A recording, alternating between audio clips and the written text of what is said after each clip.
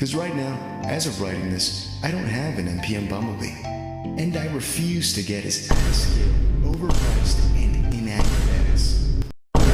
Okay, I was wrong. Masterpiece Movie Bumblebee is actually a really good figure. Not without flaws, but really good. But before we continue, how about liking, subscribing, and commenting, because it would really help out.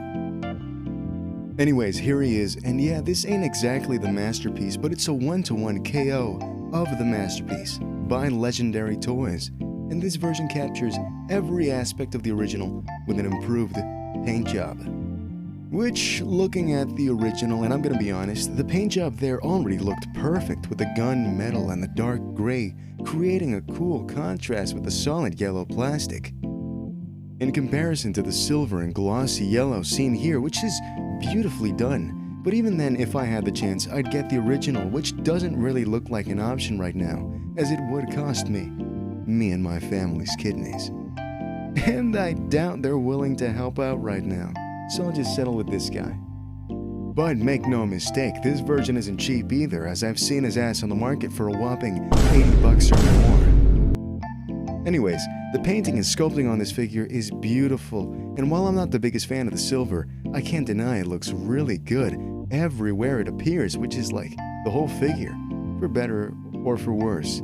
But either way, props to Legendary Toys for making this waste of money hurt a little less. And also, the yellow paint used here and there looks solid considering how hard it is to paint with yellow. But even more impressive, if you look closely here above Bumblebee's little stinger, you'll see that they even captured the license plate with the numbers painted sharply, as seen in the movie, which I'm not even sure if it's accurate or not, but it's cool. Okay, and while I could gush over the paint for a while longer, we gotta talk about the sculpt, because first of all, major props to the guys over at Hasbro and Takara for spreading their legs and delivering this beauty which captures Bumblebee from the movies pretty well, but not perfectly. Because look at this black magic that are the actual car wheels inside the feet, which came out really well and don't seem to affect this version's posability by any means. And the legs in general just look amazing, especially with that cage detail in the inner calves. And the chest as well, though not completely accurate, but who cares, because this figure compensates that with an extremely clean backpack that is practically non-existent with some detail just right there as a little flex on behalf of the designers. But I don't really like how much the bag comes out, as it makes the doors feel rather detached from his body in a weird way, but it could totally be me tweaking. I also gotta mention, the head, while not being accurate, looks much better than the original skull with bug eyes and ball gag look, because Bumblebee looked straight up horrifying in the movies. So to have something here that simplifies that design definitely makes it a lot easier on the eyes. Also, some other inaccuracies have to be the forearms and thighs, which the goated Studio Series managed to capture a lot better. And speaking of the Studio Series, how about some size comparisons? But before that, let's look at the accessories, because it comes with an arm cannon and a hammer, which doesn't have a peg or anything, and is just expected to stay nice and snug in his little grippers. But the cannon does peg onto his arm after transforming it a bit, and it looks cute, like a chode in comparison to the goated Studio Series. Also, I found it weird how Bumblebee didn't include his homie Sam, and instead he comes with Jazz, which is weird, but okay. But he does have a pretty meh-looking battle mask gimmick if you're interested in that. Anyways, now to the size comparisons, because here he is with my other Bumblebees, and on my mama, Bumblebee is not my favorite character, no really, I swear to God.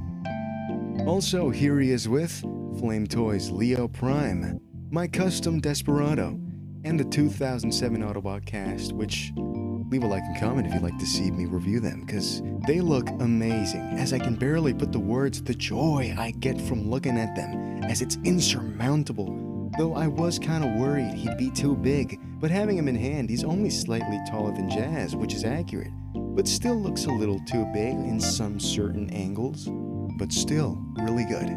But now, if you haven't been able to tell so far, Bumblebee here can pose, because he's got the awful NPM head movement that, because of the silver paint being applied so heavily on the base joint, it's so tight to the point that it's almost unusable. But hey, unlimited universals at the shoulders, swivel and 90-degree bend, wrist and pin fingers, which they done messed up the left side, and hopefully this is a my copy type of thing, cause poor fella looks like he's riddled with arthritis. Anyways, waist swivel, borderline unlimited universals, a nice and tight swivel, bend, the toes tilt and pivot side to side, front to back with no problem. The side of the neck joint being too tight and the fucked up hands, the joints feel amazing as a majority are ratcheted and beautifully toleranced, as this guy in general feels really high quality, making the flaws stand out just a little bit more. It's just a shame that the figure fails to look dynamic and ends up looking awkward in most poses despite having the joints and the range. And I know it's not the design's fault because the Studio Series excels at looking badass in comparison. So it could totally be the fault of the awkward joint placement, which is too bad. And now the transformation, it's honestly genius in the way it relocates itself, kind of like a shelf warmer, but way more involved, bordering a fine line of complexity and funness. As you can totally see some of the ideas the Studio Series drew inspiration from, and I'd argue even perfected. But anyways, here he is. And I'm no car guy, but this thing looks good. Cause just like the robot mode, the car gets the same level of detailing done, except for the Chevy logo, cause you know, this is technically not Bumblebee, it's LTS03C Metal Edition. But come on, it's a yellow Camaro. Everyone at this point knows who it is. It's almost as iconic as the Batmobile.